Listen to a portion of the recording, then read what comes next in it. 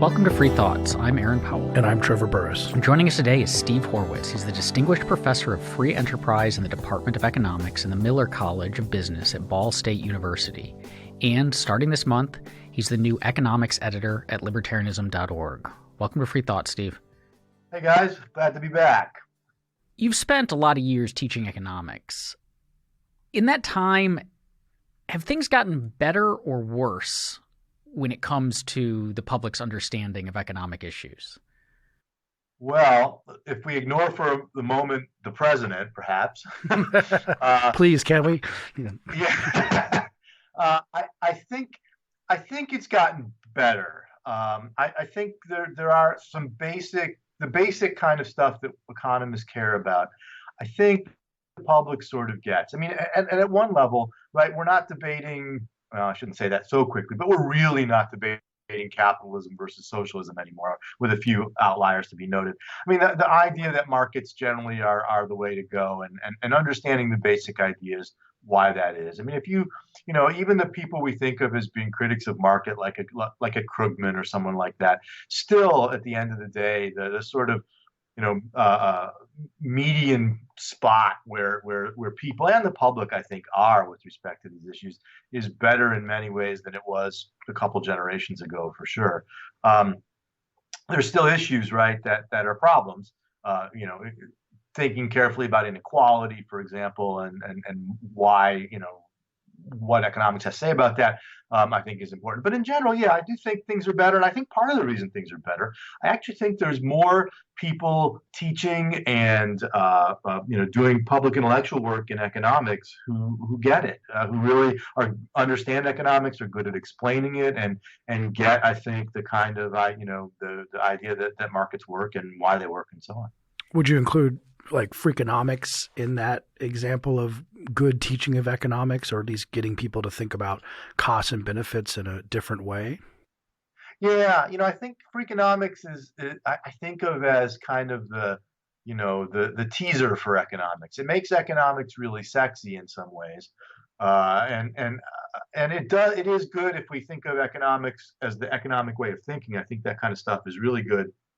Same with Pete Leeson's new book, which is similar to Freakonomics in that way. So that in that sense, yeah. I'm not sure that those things move the sort of economics that you need to understand the big policy questions all that far, but they certainly get people interested in economics, and I think that's a good thing. And I think the success of Freakonomics, for example, is an indicator of just sort of a more general interest in economics as a thing that I think was the case even when I started grad school in the 80s.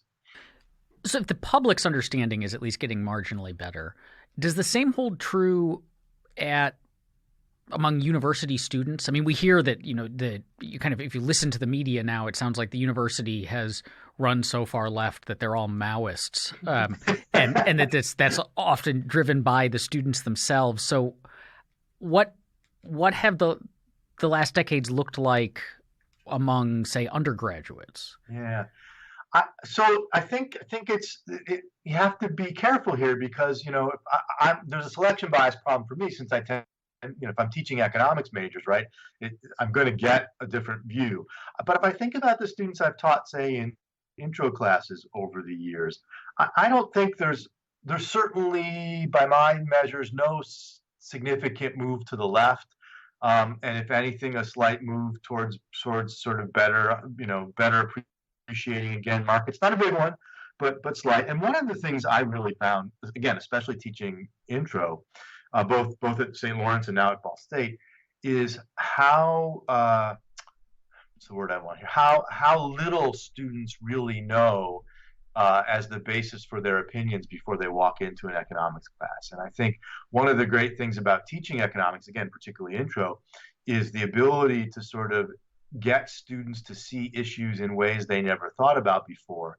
And at the very least, to get them to recognize it's a lot more complicated than their simple slogans would suggest. For example, the rich are getting rich, the poor are getting poorer, or women make 80% of what men make. I mean, those kind of things we see knocked around. Students come in with those, presumably from high school, which is a whole other question. But I think one economics class at the very least gets those students to understand that the issues are more complicated than that. When you teach your intro class, do you kind of focus it to look at the trendy misconceptions, or at least conceptions that are missing the complexity of questions like the gender pay gap? Do you try and focus that on addressing some of those issues to keep the students interested? I certainly try to bring them up as examples. One of the changes I've made over the years, I really spend a full week on two issues that I think where I think are those sorts of things. One is a week on environmental economics, right? And one of my favorite days in intro is when I argue that the optimal quantity of pollution is not zero. I say that all the time. Yes, it's true. Yeah, that blows the minds of students. And my students at St. Lawrence in particular were very sort of green and crunchy, and they didn't quite know what to do with that. But it stuck. I had evidence that it stuck with them. And I thought that was a victory for the economic way of thinking, at least if we understand there's a cost to pollution reduction. So that's one week. And I spend another full week on the inequality stuff. And I have a whole sort of series of videos and sort of class discussions that go with that, because I think that issue is really important. Gender wage gap, I do, it comes up when we talk about labor markets, but I don't focus on that too much. Historically, I've taught a whole course on the economics of gender, where essentially, a huge hunk of the course is about thinking through the gender wage gap. And there too, it's the same thing, I think, where students who've never thought about it before suddenly are sort of, wow, okay, it's more complex. And it's fascinating to watch college-age women kind of work their way through that too. So yeah, I think the answer is yeah. I mean, I do think the other thing though is that in teaching an intro class, you certainly want to get students engaged by showing them how economics is applicable. It doesn't always have to be to the sort of big political issues. And as I'm talking, I'm also realizing in the last 2 years, unsurprisingly, I spend more time talking about using international trade examples, right, than I would have before, thanks to the Orange Man. Taking a big step back, how did you get interested in economics to begin with? Oh, well, okay. So there's some family history here. My dad is a PhD in accounting and taught finance and accounting and was business school dean for 11 years. His brother, my uncle, never finished his PhD in economics, but came close, and it was actually a practicing econometrician. It sounds like a practicing voodoo artist or something. But anyway, but practicing econometrician for decades, right? So there's some of that, and their first cousin, my is a math professor, just retired at Penn. So there's all that in my blood. But the story for me is I became a libertarian at age about 16, and seriously. And when I went to college, I was going to be a computer science major, and I needed a fifth course, second semester of my freshman year. And I thought to myself, if you're going to keep talking about this libertarianism stuff, you better learn some economics, young man. So I took intro econ as a fifth course just for that reason, and had the experience, I think, that almost every economist has at some point, where the sort of scales fall from your eyes and you go, wow, okay, yes, right. And for me, it was, yeah, I've always sort of understood the world this way. Now I have this systematic way of thinking and talking about it. And it was so easy and so natural for me that I was like, oh, this is what I want to do, right? I want to, more, please. What is this? You say thinking about the world this way, and a lot of people who don't spend time hanging out around economists and aren't reading all this stuff think of economics as just like you're just kind of studying money. Yeah. That it's almost it's indistinguishable almost from like the accounting that your dad did. But what is this way? And you've talked about in the past the economic way of thinking. I think the easiest way to talk about it is understanding that human choices are made on the basis of us determining the marginal benefits and marginal costs of each choice we make. So, and by marginal here, we mean if I take this next step, if I make this next choice, what are the benefits that come from this choice? What are the costs of this choice? And all the stuff I've done in the past, right? We talk about what we call sunk cost. That doesn't matter. It's thinking about the world in terms of of that kind of cost benefit analysis, thinking about the world in terms of people respond to incentives. How do what are the we want to understand people's choices. What are the incentives they're facing? What knowledge do they have available to them? How does that inform their choices? I'm dedicated enough to the economic way of thinking, and married a woman who is an adoptee of some of the economic way of thinking, that our wedding rings are actually engraved with MB greater than MC, which is basically the economist way of saying it was worth it, right? I've just got to wrap my brain around that for a second. You guys may know Jacob Levy, but Jacob Levy called that the geekiest thing he'd ever heard of. Now, that's a lot. Yeah, that's saying a lot. Yeah. So was that your idea or hers? Actually, it was hers. So I'm sticking around. You mentioned the choice aspect. Would it be fair to say that economics is rooted in individual choice? Because sometimes I see economics that doesn't seem to be talking about choices that much. I'm thinking of big macro equations or monetary theory or things like this that don't really talk about individual choice. Yeah, I think that's correct. It is, or at least should be, rooted in individual choice. And again, ultimately only individuals choose. Of course, individuals make choices within the context of organizations like households and firms and nonprofits and so on. So, but even when we say things, we say things like Walmart lowered its prices today.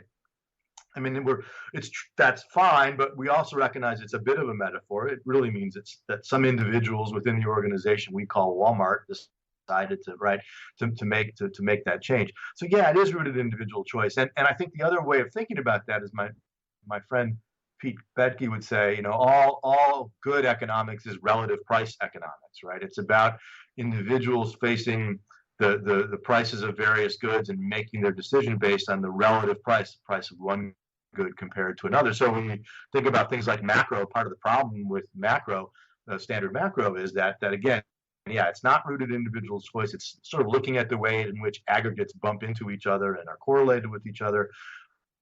I think there's ways to do macro that get it back to individual choice. I wrote a whole book about it and have done other things on it. But yeah, in the end, good economics is about tracing out the patterns of unintended consequences that emerge from the choices individuals make in the face of uncertainty and based on the information and incentives created by the price system. What does that then have to do with money? I mean, where do we get – so like what you've described sounds so different from the, if you say I'm an economist and what people think you do, what's this big disconnect? The way that Mises would have put it is we study economics is this sort of broad category of the study of human action, right? As he wanted to actually call it sociology. I think he wanted the term sociology for it, but within that sort of broad sort of study of human action, which is kind of what I've just described, right? Mises also talked about what he called catalactics, which is the study of economic exchange and monetary exchange in particular. So when economists, historically at least certainly, talked about economics, we were thinking in terms of the prices that emerge from people exchanging money for goods, and we certainly talk about how do firms profit maximize and all those kind of questions that are money questions. But the principles that underlie that analysis can be extended to any situation that involves, again, sort of constraint. Many economists say constrained optimization, but certainly any situation where we face scarcity, where we have to make choices, where we have to we have to act on the basis of determining benefits and costs. And the work of people like certainly Gary Becker and others in the mid 20th century that extended economics sort of outward in its imperial march from money and finance into areas like the family and sort of other places that were occupied by other disciplines certainly is evidence of that kind of the fact that economics is really about human action and choice, right? Just so happens that a lot of those, the ones that interest us most frequently, are the ones that involve money and prices and so on. I'm interested if you could talk a little bit about a little sketch of economics in the 20th century, in the sense of one person we always hear about is Samuelson, for example, and the influence of people like Paul Krugman, and how that all kind of fits together within the professional economist discipline that you're in, and the influences and the people who are kind of disagreeing with that. How does that work, and how has that been in history? Well, let's see if we can condense this down. So I think the key couple of key events here, sort of economics really until about the 1920s was primarily, for lack of a better term, a kind of literary discipline, in the sense that most of economics, if you pick up an economics book from the late 19th, early 20th century, it's mostly words, and if there's math, it's in the footnotes. And I think what happened in the 20s and 30s was economists, changes in sort of philosophical understandings of science, and economists wanting to, getting a bad case of physics envy, began to think that the way you did science was through quantification and modeling and so on. And in the 20s and 30s, that approach, which grew out of some economics of the late 19th century in legitimate ways, began to become dominant. I think there's an interesting story to be told about World War II, which sort of created incentives for economists to continue to develop those kind of mathematical models, and certainly the Great Depression, where economists were sort of relied upon to get us out of this mess, even though arguably we were somewhat responsible for getting us in it. And also sort of the Keynesian models that developed in the 1930s were these sort of aggregate models that required measurements and required sort of quantification. And so by the end of World War II, the discipline has become much more both sort of theoretically quantified and empirically through econometrics quantified. And a guy like what Samuelson does is sort of writes two books: the Foundations book, which was sort of the one for the economist, but then his principles textbook, which both of which sort of laid out economics as this sort of applied mathematical discipline, and those textbooks were used for the generations in undergraduate and graduate school. My joke about my dad is that he he's kind of he's still alive, sort of a moderate liberal ACLU Democrat type, right? But he has this incredible sort of understanding of private property and incentives and so on. And he might well have been a libertarian if he hadn't had Samuelson's textbook when he was in college. That's my joke. So, but even Samuelson's book really wasn't about the ideology, by the way. But though the ideology was awful in it. In fact, he has that famous graph that the Soviets would pass us, right? That he kept revising edition after edition when it turned out not to be true. But the real thing that people like Samuelson did was to sort of recast economics as this exercise in constrained optimization all the time, right? And that is still fundamentally the way it's taught today. There have been changes and advances, and I think the big change since the 60s or 70s, in some ways, the late 60s were about the worst period for economics. It was both quantitative in those ways, but it was also completely bought into the sort of Keynesian demand management story and the market failure story, and the belief that government could solve problems was tremendous. And then we get the public choice revolution, we get other kinds of changes, plus the empirical failure of both socialism and Keynesianism. And since the 70s, sort of, while the discipline remains highly quantitative in all those ways, the kind of work that are done by public choice economists, by Austrian school economists, by what so-called new institutional economists, that really give much more scope to much more treat markets as being much more robust than we thought before, and recognizing how brittle government is, has sort of changed the kind of way textbooks treat things. I think if you looked at a textbook today versus 40, 50 years ago, it would be more sympathetic to markets than it was back then. You mentioned this term, constrained optimization. It sounded like you were kind of negative about what that means. Well, and what does that mean? Well, it simply means that what the fundamental insight of economics is that we have preferences. There's things we'd like to do and goals we'd like to accomplish. but we're always facing constraints. Our knowledge is scarce, resources are scarce, everything's scarce, right? And so what we try to do is optimize, given our preferences and given those constraints, what's the best we can do. I think that, as I've just stated it, I think that's perfectly fine.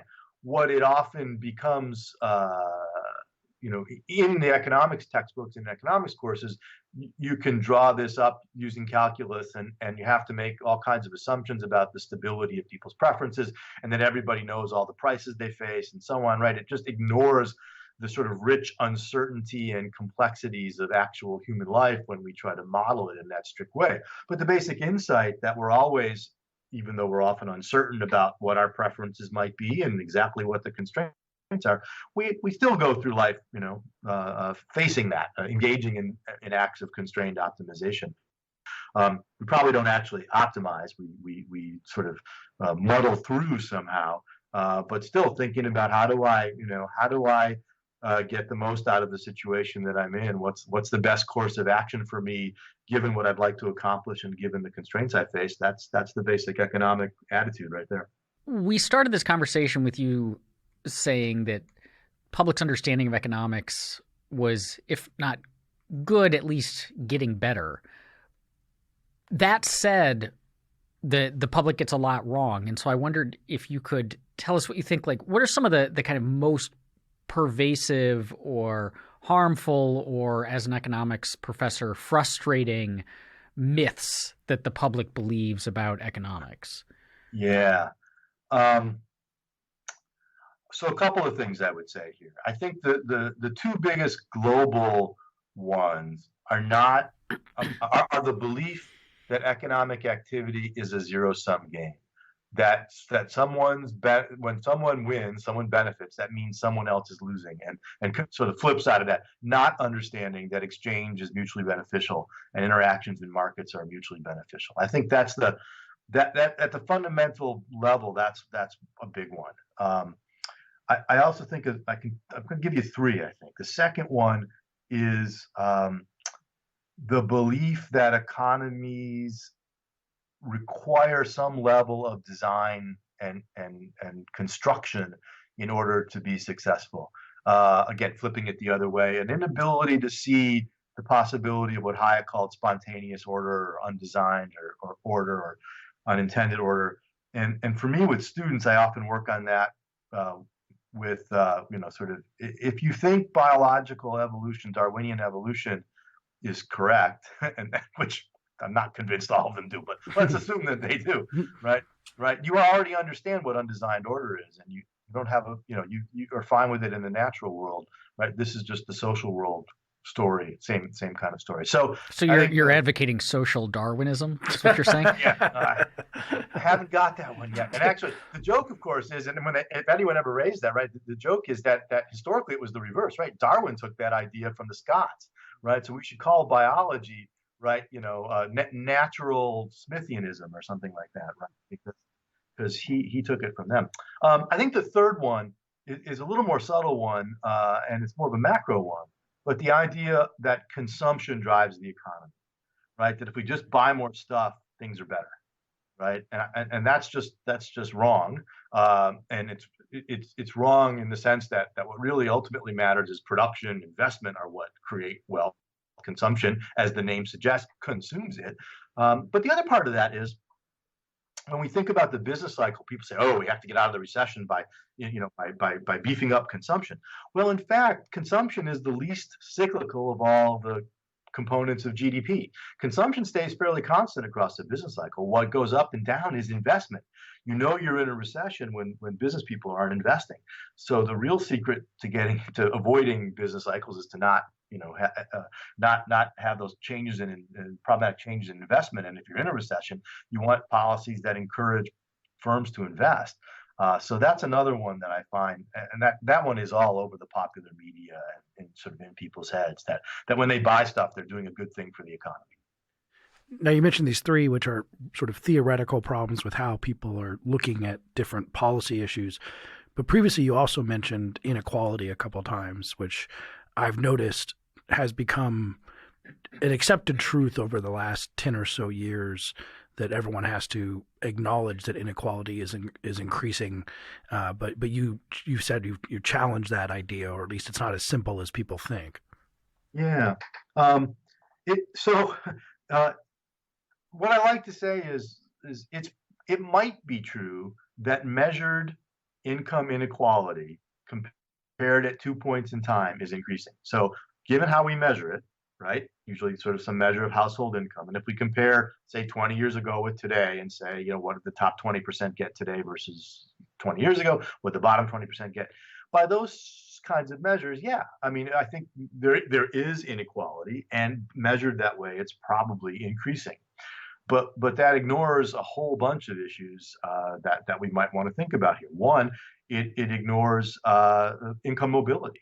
It's not the same people who are rich in year one as in year 20, and it's especially not the same people who are poor in year one as in year 20. So people frequently start out poor, and most people work their way out of poverty over the course of some number of years. So when we say, inequality is increasing, it's not like the people who started rich are all of a sudden richer and the people who started poor are suddenly poorer, right? So that's the mobility questions part of it. The other question is, what about absolute living standards? As your Cato colleagues at humanprogress.org have so aptly demonstrated, right? Poor and middle-class Americans, and I've contributed to this literature too, live way better than we did in the 1970s. I'm old enough to remember the 1970s. I know things are better now. And in fact, poor Americans today, by a number of measures, live better in material terms than average Americans did 40 years ago. So even if it's the case that inequality is growing, should that bother us if the real ability of the poor to consume and to sort of have material goods and other sorts of things, right, is better than it used to be? Sort of why are we worried about inequality is another question. And I think the last issue is, to the degree it's true that inequality is increasing, to what degree has that been the result of what we might call, regressive regulations, things like zoning laws and occupational licensure and minimum wage and so on, that make it more difficult for folks who start out poor to get richer, and that sort of and other kinds of policies that redistribute from the poor to the rich, corporate bailouts and all those kinds of things. So I think when you start asking those kinds of questions, the inequality debate looks a lot more complicated than the rich are getting rich, the poor are getting poor. This question is fairly abstract, so let me see if I can try to make it make sense. But earlier on, you talked about how when we're kind of looking at this economic way of thinking, we're looking at people's preferences, and they're trying to satisfy their preferences within a system of all sorts of constraints and scarcity. And so how are they going to behave? What decisions are they going to make? And so there's, on that side of economics, it's a descriptive side. So you can, as an economist, you can say, look, this is how I think the world works, and I can use that to describe phenomenon that are happening. But economists and all the people in this building at Cato who do economics work are making normative assertions as well. They're saying, like, not just this is how things work, but here's how they ought to work, or here's how you, whether you're a policymaker or a person out in the world, ought to behave. That those are all about, if preferences vary, right? Like I have different preferences than you do, and we can kind of talk about our preferences without valuing them differently. But in order to make these normative claims that economists make, or when we say, like, we ought to free up markets, and it's wrong to overregulate, or it's wrong to restrict people's economic choices or whatever, there's a value system at work there. And so what are those values? Is it simply just maximizing people's preference satisfaction is always good? And does that value then play into these kind of concerns that we have, where we say, like, this is wrong from an economic standpoint, but maybe the public simply has a set of different values, and so it's not wrong from the perspective of those values. Yeah. Well, okay. So I think sort of trying to satisfy as many people's preferences as possible is part of the story, right? But I think we have to even maybe step back one more abstract from that, right? That the way I often put it is, if we want a world of sort of peace, prosperity, and social cooperation, that is, if we want a world of progress, basically, if we want a world where human beings live longer and better and more fulfilled lives, if we want a world especially where we reduce the number of absolutely poor people, if we want all of those things, then what economics can tell us is what sets of institutions are most likely to produce those kinds of outcomes in general, right? So the normative part becomes, look, to people who might sort of think that you need government intervention to do X, Y, or Z, right? Often the response is to say, well, okay, I understand the goal you want to achieve here, but the intervention is not going to achieve that goal. And in fact, letting markets work and under the right institutional framework is much more likely to achieve it. So, we take simple examples like rent control. If the idea is how do we make sure there's plenty of affordable housing for people? Well, rent control is not going to do that. It's going to create shortages. It's going to reduce the quality of housing. It's going to allow give all the power to landlords, right? Because anytime you have a shortage economy, the seller has power. Instead, right, if we want to think through you might say, I agree with your goal here, creating more affordable housing for people, but let's look at the ways in which, for example, the supply of housing is being restricted by zoning laws, by historical preservation laws, by all kinds of things, right? That NIMBY stuff that make it hard to create more housing, and in so doing, bring the price down. Right. So just as an example, I think we can share those general goals, and then the normative judgment comes in because one has that set of goals, that set of call them moral values, whatever one wants to call them, right? And you can't escape that at some level. That's always part of the story. And I think you part of the argument for economists is, if we want to achieve those things, here are the institutions and here are the practices we think are best to do that. Is that the kind of thing you were thinking about there? Yeah, I guess. I mean, so to give a kind of an example of where this we might. So we argue, that increasing immigration brings with it often enormous positive economic growth and all sorts of other benefits. That a country that has much more liberalized immigration is going to be wealthier, see more economic growth, better labor markets, and so on. And we say, so therefore, if you want to restrict immigration, you're just hurting yourself, you're hurting the country. But those kind of economic arguments for immigration seem to depend on, what people care about is increasing wealth, when it might be that they care about other things, that they place value in something other than economic growth, and instead want solidarity or more of a static culture or certain values, or we rail against tariffs because tariffs look like just mind-numbingly dumb economic policy, but maybe it's because we free marketers don't value, American industry and the very fact that Americans are employed doing things, even if as a result T-shirts are more expensive or whatever, or staplers. It's good to have staplers made in Pennsylvania, even if those staplers are bad, simply because they're American staplers. And so that's where I guess I get to this question of value, is that it feels like a lot of the time economists are simply saying to people, either, so on the one hand, there's the argument you gave, which is, you can take their values as they are and say, but you're mistaken about how to maximize those, how to fulfill those. You're getting the details wrong. But a lot of the time, it also feels like economists are basically saying, well, those aren't things that you should value as much as you should value maximizing wealth.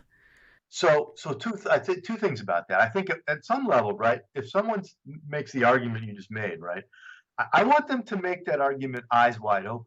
I want them to look at me and say, yes, I think we should make staplers in America because having American industry is good, and I understand that it will impoverish many of my fellow citizens, and it will put them at each other's throats because they're fighting over a shrinking pie. But I think it's so important that I'm willing to pay that price. If someone says that to me, I can't argue with them, right? Because they're not wrong. That is it's a value judgment, right? Their value saying they prefer those other things to the sort of peace, prosperity, and social cooperation. So at that level, you can't. And again, Mises made this point too, right? Where he said if someone isn't interested in those other good things, you're never going to you can't persuade them of that your means are the right means to that end. I do think another point though that it's worth mentioning here is you can't eat GDP, right? But you gotta have many of the other things that people often say they value are possible because we have a materially progressing economy, right? We talk about how much we value people's health, right? But unless you got, in the broad sense of the term, economic growth, you can't get the resources. You won't get the innovation to provide the medicines and so on that can cure diseases and keep people healthy. So in that sense, right, I do think many economists make the mistake of sounding like material stuff is the end point. That's the goal. But for me, it's those that even that is a means to these other kinds of things. And I love the word progress here. I think the word progress, even though we can't often define it very precisely, maybe like pornography, we know it when we see it. But that's the thing, right? Progress means getting better at all those things that human beings care about. Another thing that economists often discuss is how the price system lets goods go to their highest and best uses in many ways. That if someone really wants to purchase some piece of land to put a factory on it, that demonstrates that it's the highest and best use of that land over a different use of the land. But does money really actually correlate to those kind of values? This goes with Aaron's question.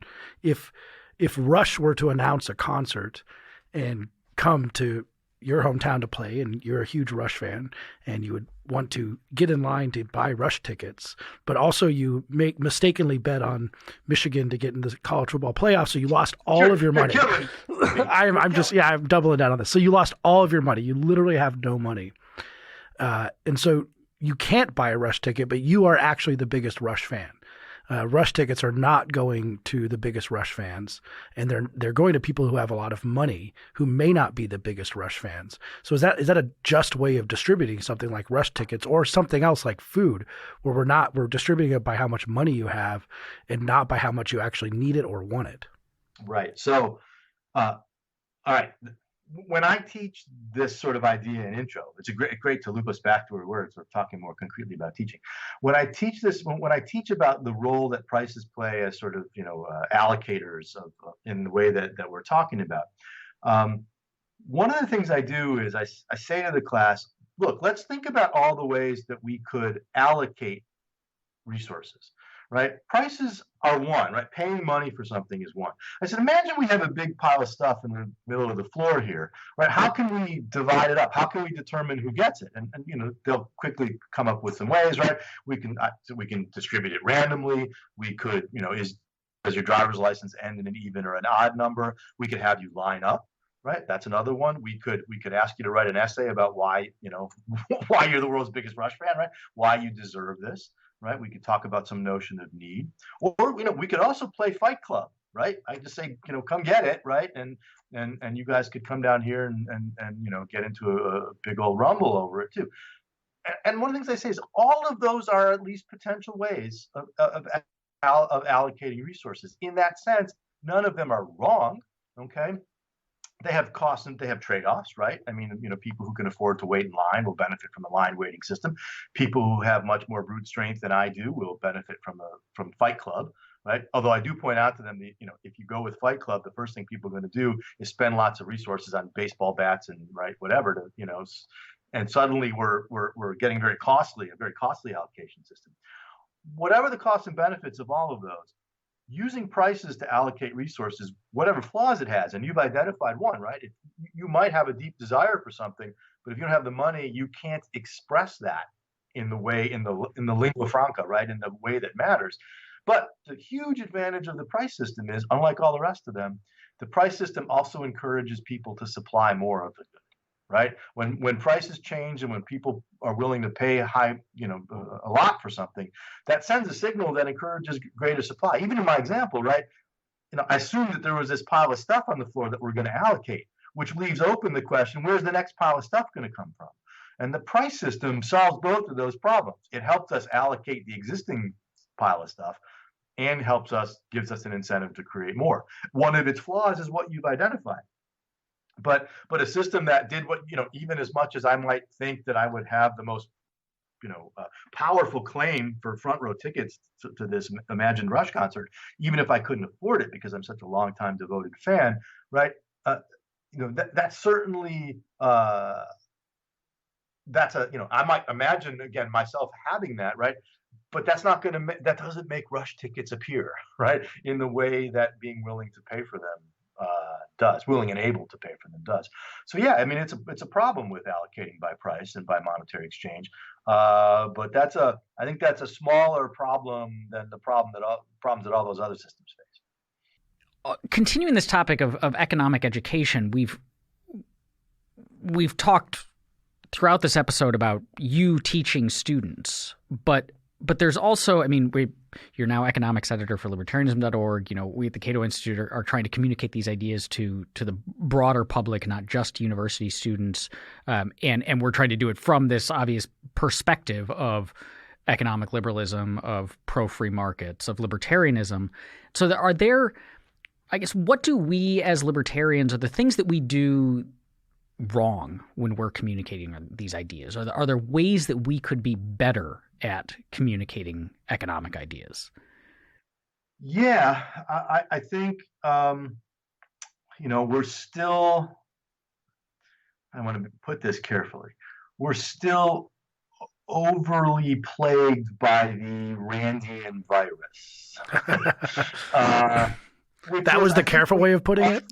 Libertarians tend to talk about free markets and economic ideas sort of in terms of both the heroic individual, or that markets enable me to get the stuff I want, right? That kind of way of talking, or and not, again, moving away from Rand, or as we were talking about before, or in terms of this sort of very materialistic kind of measure of things. And I think we would do ourselves a better favor if we were to do a couple of things. We would be better off talking about, again, economics as this realm of human choice, where we all have different preferences, different knowledge, we're all facing constraints, and we're all trying to talk to each other and figure out how to make the best use possible of the stuff, the limited stuff that we have, right? That's the challenge, right? It's figuring that out, and also framing that in terms of the reason we think that markets work well and that one needs to understand economics so that one can appreciate that is precisely because it's about these questions of progress, and particularly these questions of progress for the least well off. I mean, we have one of the most amazing accomplishments of the last couple decades is the dramatic drop in global poverty. And I have no doubt that is due to the general sort of freeing of economies across the globe, in particular freeing of trade across the globe, right? Has just, if you brought someone back from 30 years ago, it's incredible what's happened, right? And sort of reminding, as libertarians, reminding people that the reason we care about freedom in general, but certainly the reason we care about economic freedom and economic liberalism, is because it improves people's lives, and disproportionately improves the lives of the least well off among us. And so I think there's some rhetorical challenges there that we're not always really good about. And one other thing I should mention too, I think there is a tendency among libertarians when they talk about economics to separate the world into, kind of Austrians and some Chicago school economists over here, and everyone else is a Keynesian socialist over there, right? And it's just so frustrating the way in which libertarians are quick to demonize and sort of overly simplify what are more complicated things than that. I mean, there's plenty of non-Austrian, non-Chicago economists out there who are appreciative of markets and who are not, in fact, Keynesians. Those are sort of orthogonal to each other. I even saw on Facebook today, apparently Krugman's doing this online course of some sort, right? And someone, I think, was joking, but I never know, between libertarians and my Facebook. I never know. But sort of said, oh, wouldn't it be kind of cool to get some libertarian friends together and take this class and sort of suggesting that they would, be critical of Krugman. We'd probably get thrown out, right?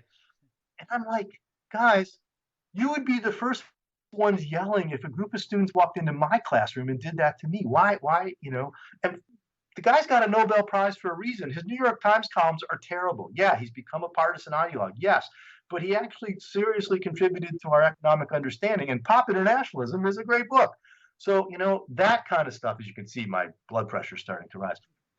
That kind of stuff drives me crazy. When there's, in fact, there's another meme out there. It's I think it's a Homer Simpson one, right? And it's him sort of lying in bed with a smoke and a cigar, and the caption's something like, "What libertarians are like after they read one economics book." Right? Suddenly they know everything.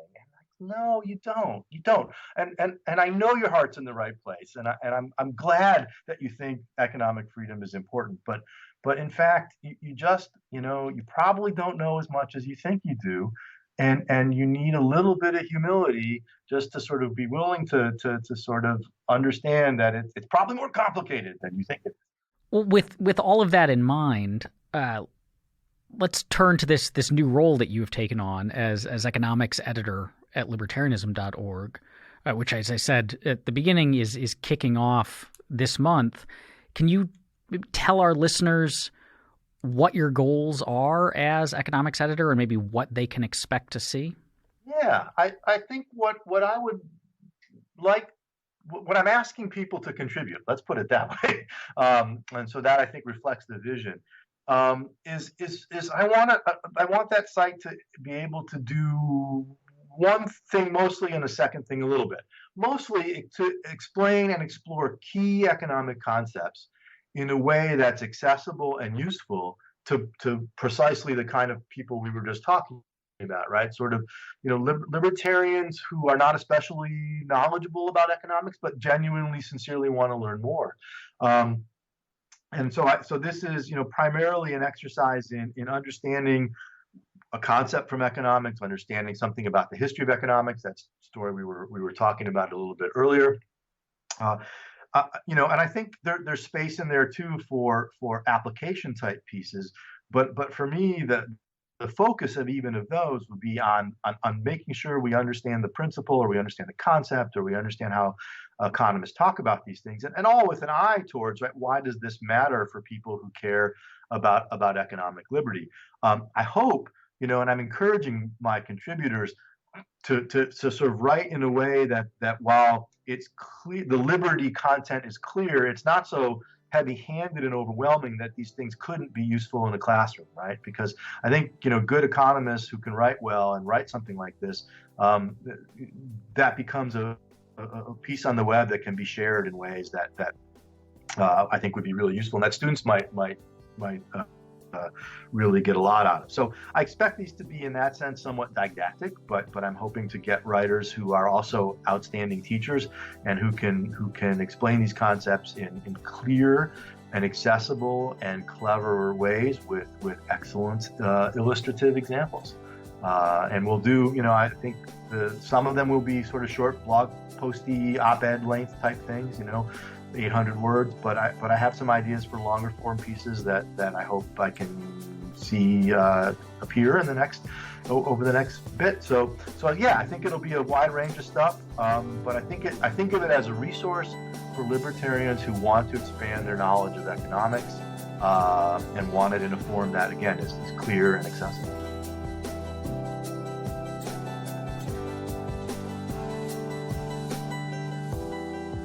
Thanks for listening. Free Thoughts is produced by Tess Terrible. If you enjoyed today's show, please rate and review us on iTunes. And if you'd like to learn more about libertarianism, find us on the web at www.libertarianism.org.